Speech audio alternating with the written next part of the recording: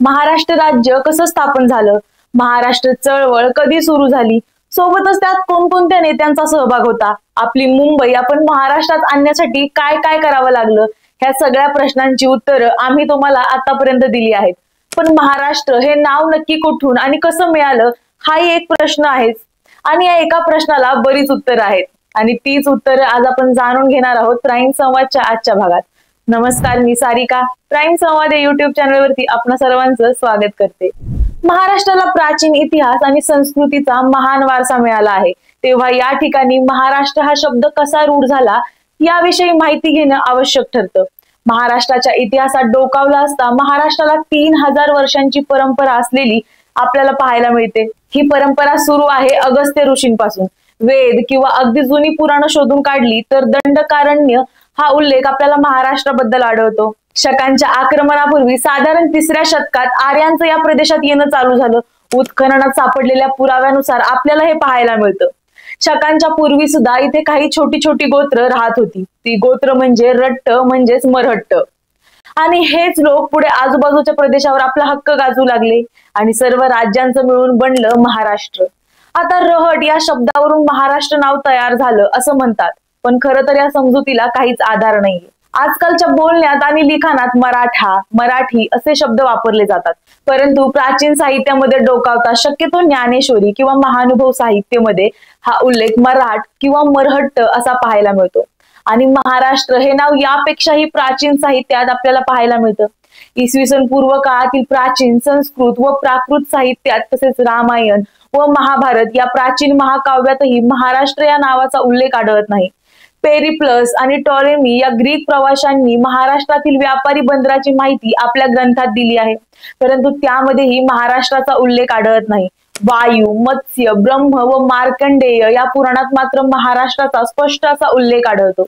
परंतु हा उल्लेख अश्मक, कुंतल, महिष्क, विदर्भ व नाशिक इत्यादी जनपदांसमवेत केला आहे. या जनपदांचा भूप्रदेश वजा जाता उर्वरित भूप्रदेश हा महाराष्ट्र होता. भौगोलिक कारणामुळे म्हणजेच विंध्य पर्वत आणि त्याच्या दक्षिणेकडील समांतर वाहणारी नर्मदा नदी यांच्यामुळे भारतवर्षाचे 2 मोठे भाग झाले. उत्तरेकडील भागाला उत्तरापथ म्हटलं जायचं आणि दक्षिणेकडील भागाला दक्षिणापथ म्हटलं जायचं. या दक्षिणापथात दक्षिण महाराष्ट्राचा सर्वाधिक प्रदेश मोडत होता. दक्षिणापथ व दंडकारण्य ही एकाच प्रदेशाची पण भिन्न कालखंड सूचक नावं असून दक्षिणापथाचा जो पश्चिमेकडील भाग तोच महाराष्ट्र आहे. Doctor R.S. मोरवंचीकर यांच्या मते महाराष्ट्र हे आरंभी रट्टांचे, महारट्टांचे म्हणजेच रतिकांचे लहानसे राज्य होते. कालांतराने त्यांनी स्वबळावर परिसरातील अनेक जनसमूहांचं संधीकरण घडून आणलं. हे राष्ट्र आता मोठं झालं असल्याने त्याला महाराष्ट्र असं नाव दिलं. महावंश या बौद्ध ग्रंथातही महारट्ट प्रदेशाचा उल्लेख आढळतो. हा महारट्ट देश म्हणजेच गोदा व कृष्णा यांच्या दुआबाधित भूप्रदेश होय. मौर्य सम्राट अशोकाच्या 5व्या व 13व्या शिलालेखात बौद्ध धर्माच्या प्रसारासाठी देशोदेशी स्थविर पाठविल्याचा उल्लेख आढळतो. यात भोज, पतानक, रठिक, अपरांत इत्यादींचे उल्लेख आहेत. दक्षिणापथाशी प्रामुख्यानं महाराष्ट्राशी संबंधित आहेत.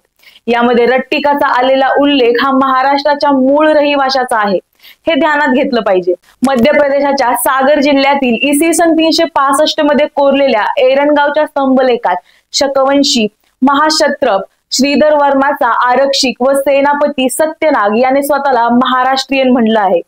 या स्तंभलेखातील महाराष्ट्राचा उल्लेख सर्वात प्राचीन ठरतो. विजापूर जिल्ह्यात मलप्रभा तीरावर ऐहोळी येथील जितेंद्र मंदिराच्या कोरीव लेखात पंडित रवी कीर्ती कुर्त प्रशस्ती श्लोक दिले आहेत. त्यातील एका श्लोकात कल्याणीचा चालुक्य, नरेश सत्याश्रय, पुलकेशी, 99,000 गावं व महाराष्ट्र नावाने ओळखल्या जाणाऱ्या 3ही प्रदेशांचं अधिपत्य मिळवलं आहे अशी नोंद तिथे आहे.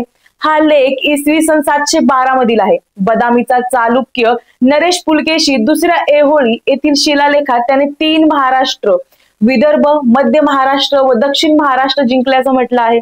इसवी सनाच्या 7व्या शतकात चीनी प्रवासी युआन तंग याने चालुक्य राजाचा पुलकेशी दुसऱ्या राजाला भेट दिली होती. या चालुक्य राजाला त्याने मोहिलाच म्हणजेच महाराष्ट्रीयन म्हटलं आहे. मौर्य सम्राट अशोकाच्या काळात 3री बौद्ध धर्म परिषद आयोजित करण्यात आली होती. या परिषदेत ठरल्याप्रमाणे बौद्ध धर्माच्या प्रसारासाठी इसवी सन पूर्व 234 मध्ये महाधर्मक्षिताला महारट्ट देशात पाठवल्याचा उल्लेख महावंश व दीपवंश या बौद्ध ग्रंथात आढळतो. महारटी व महाभोज यांचा उल्लेख नेहमीच आढळतो. यावरून महासातवाहनांच्या शिलालेखातही महारथी राष्ट्रांच्या प्राचीनतेची कल्पना येते. आता महाराष्ट्र शब्दाची उत्पत्ती नक्की कशी झाली या संदर्भात विद्वानांचं एकमत आढळत नाही. महा अधिक राष्ट्र, महाराष्ट्र अशी महाराष्ट्र शब्दाची उत्पत्ती संस्कृत पंडितांनी दिलेली आढळते, परंतु याला ऐतिहासिक आणि भौगोलिक पुरावा मिळत नाही. महार अधिक राष्ट्र, महाराष्ट्र म्हणजे महारांचे राष्ट्र म्हणून महाराष्ट्र असाही ते निर्देश करतात. डॉक्टर भांडारकर यांच्या मते महाराष्ट्रातील राष्ट्रिकांनी स्वतःला महाराष्ट्रिक अथवा महारट व संस्कृतात महाराष्ट्र असं नाव मिळवलं. शंभा जोशी यांनी महाराष्ट्राने महारटांचे संस्कृत रूप असल्याने मानले जाते. या देशाचे जुने नाव महारट्ट होते.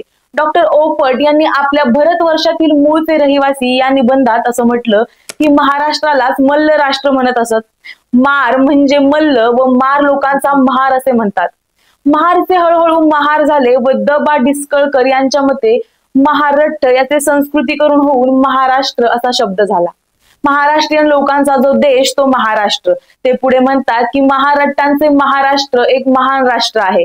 बी.का. राजवाडे यांच्या मते मल्ल लोकांचे राष्ट्र ते महाराष्ट्र. डॉक्टर ओपट यांच्या मते मल्ल आणि मार एकच. त्यापासून मार, महार आणि महार असे लोकवाचक नाव होते. त्यावरूनच मल्लाचं महारांचे गाव ते महाराष्ट्र हे देशमान तयार झालं. महाराष्ट्र शब्दांची उत्पत्ती डॉक्टर जॉन विल्सन यांनी महारांचे राष्ट्र ते महाराष्ट्र अशी महाराष्ट्राची उत्पत्ती दिली असून त्यासाठी त्यांनी जेथे गाव तिथे महारवाडा या म्हणीचा आधार घेतला आहे. ते पुढे म्हणतात गुर्जरांचे राष्ट्र ते गुजर राष्ट्र, गुजरात असं होतं. त्याचप्रमाणे महार अधिक राष्ट्र म्हणजेच महाराष्ट्र असं ते म्हणतात.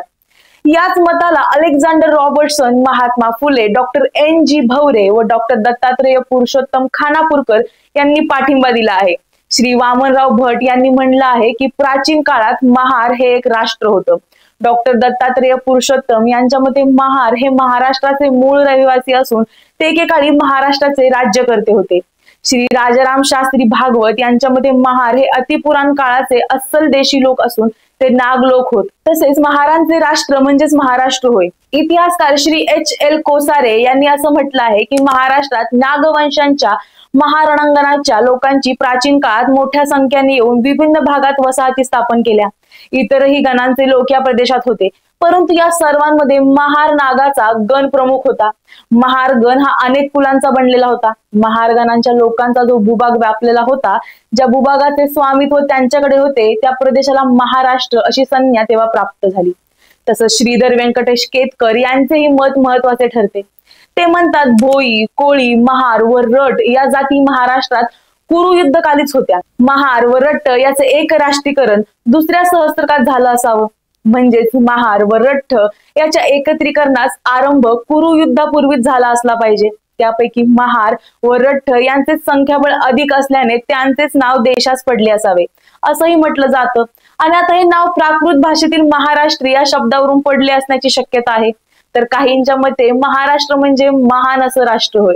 काही जण महाराष्ट्र या शब्दाचा मर व रट्टा याच्याशी संबंध लावतात, पण काहींच्या मते हे नाव महाकांतर म्हणजेच महान वने दंडकारण्य या शब्दाचा अपभ्रंश आहे. आता महाराष्ट्राला हे नाव नक्की कसं मिळालं यावर जरी कोणाचं एकमत होणार नसलं तरी महाराष्ट्र हे महान राष्ट्र आहे हे आता सगळ्यांना मान्यच करावं लागेल. तुम्हाला याबद्दल काय वाटतं? हे नाव आपल्याला नक्की कुठून मिळालं असेल कमेंट सेक्शन मध्ये आम्हाला नक्की सांगा. आणि तुमच्याकडे काही माहिती असेल तर तीही नक्की शेअर करा. टाइम्स संवाद या युट्यूब चॅनललाही नक्की सबस्क्राईब करा. धन्यवाद.